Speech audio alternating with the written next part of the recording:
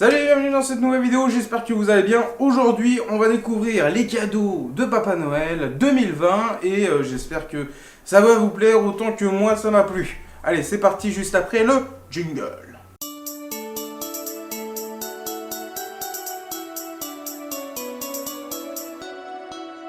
Alors vous l'avez déjà vu sur la vidéo précédente, on a installé un premier cadeau qui nous vient du Papa Noël de mes grands-parents. C'est ce Brasero, cette cheminée portative, puisqu'il y a des petites roulettes en dessous.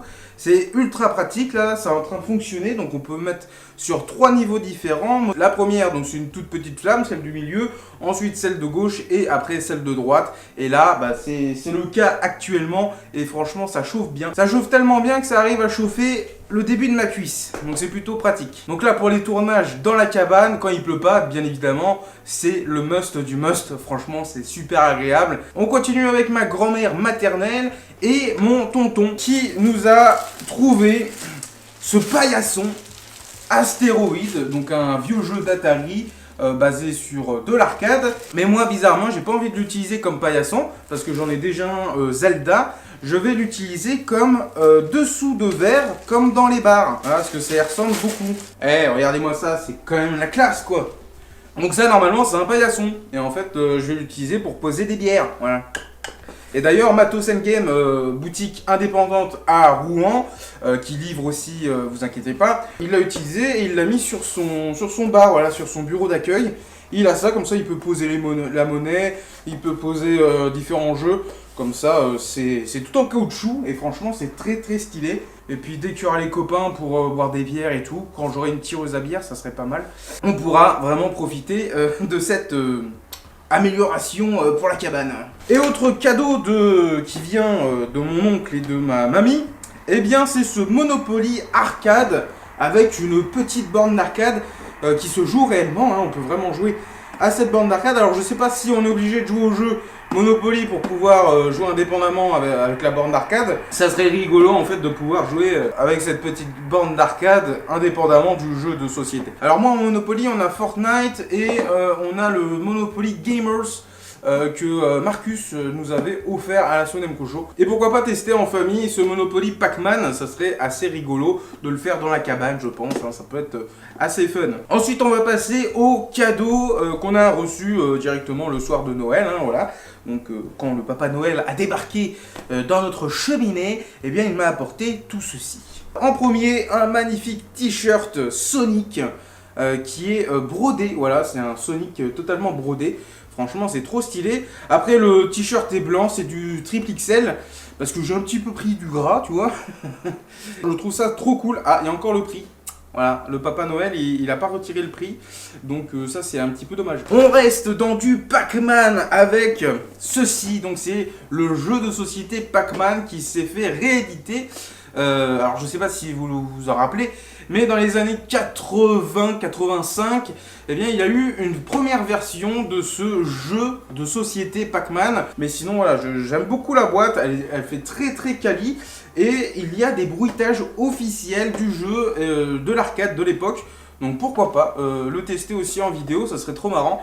Après les jeux de société à tester en vidéo, c'est pas forcément très ludique et tout. Voilà, c'est pas un jeu vidéo, tu vois. Je le trouve trop cute. Regardez-moi ça comme il est beau. C'est un petit Megaman. Voilà, un petite peluche Megaman qui est trop mignonne.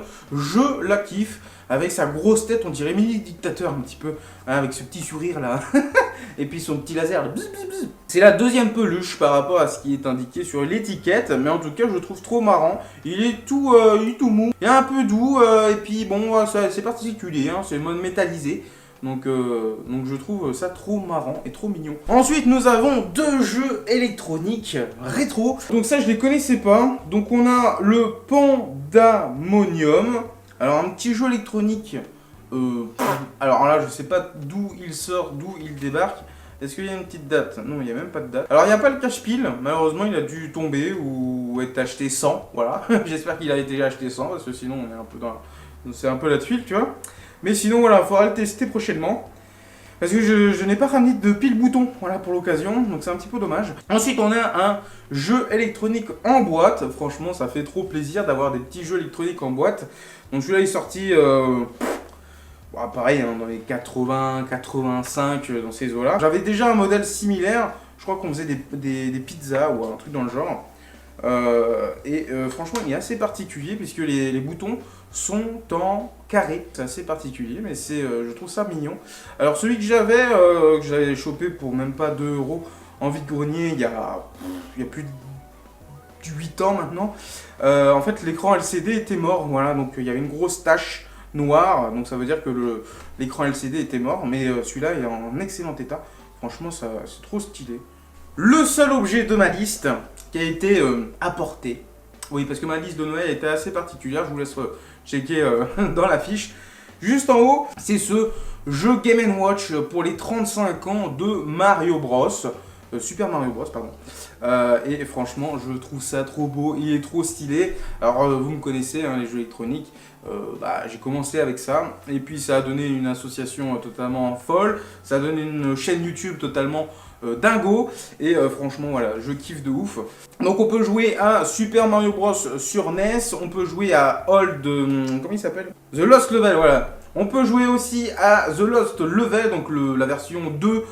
Qui est très difficile, qui est sorti uniquement au Japon, parce qu'aux États-Unis ils ont dit ah ben là c'est la même chose et on veut un truc différent parce qu'on veut faire plus de business. Bref, voilà. Et on a le premier Game & Watch Ball.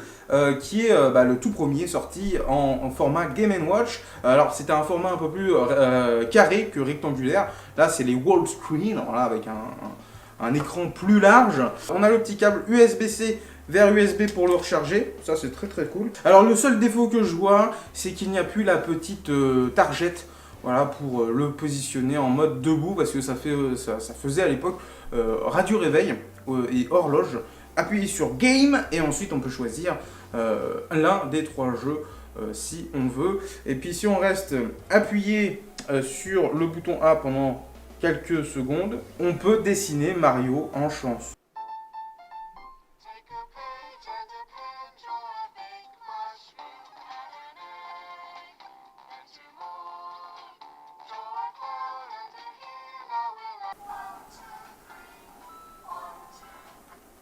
Voilà, c'était rigolo.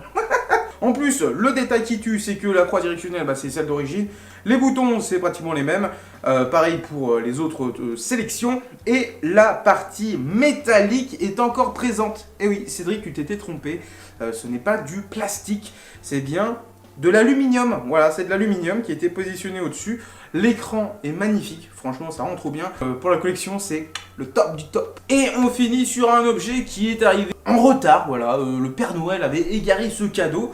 Et c'est un drone, voilà, Mario Tanuki. C'est un Mario qui peut voler, voilà. Donc on peut jouer vraiment en vrai à Mario Tanuki dans la forêt. Bon, on va éviter, hein, parce qu'il y a beaucoup de branches, il y a beaucoup d'arbres. Et puis le machin, je l'ai mis en route.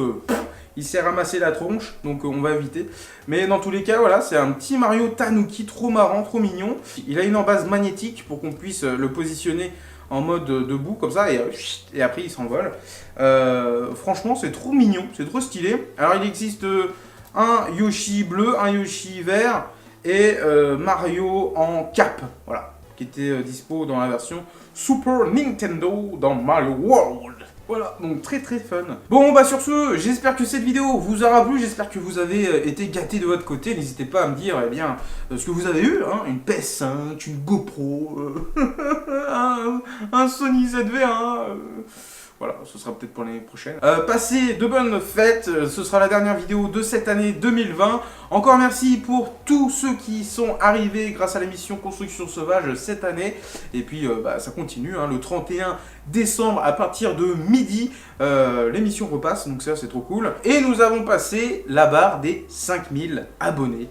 Voilà, donc je suis trop content, c'est un super beau cadeau, c'est le plus important je trouve, parce que je donne beaucoup de mon temps et beaucoup de mon énergie pour que la chaîne grandisse de jour en jour. et soit encore plus fun, encore plus fourni, encore plus quali. Donc voilà, c'est grâce à ça, c'est grâce à votre soutien qu'on va pouvoir vraiment améliorer de jour en jour la chaîne YouTube. Je voulais vous remercier encore une fois de soutenir la chaîne, franchement ça me fait super plaisir et même la famille était super fière de cette avancée, de ce chiffre qui pour certains ne disent pas grand chose, mais pour nous voilà, c'est une étape, c'est une barre de franchise et franchement voilà, c'est incroyable pour un créateur de contenu sur YouTube. Encore merci pour tout et puis à très vite sur la chaîne YouTube de la Son Show.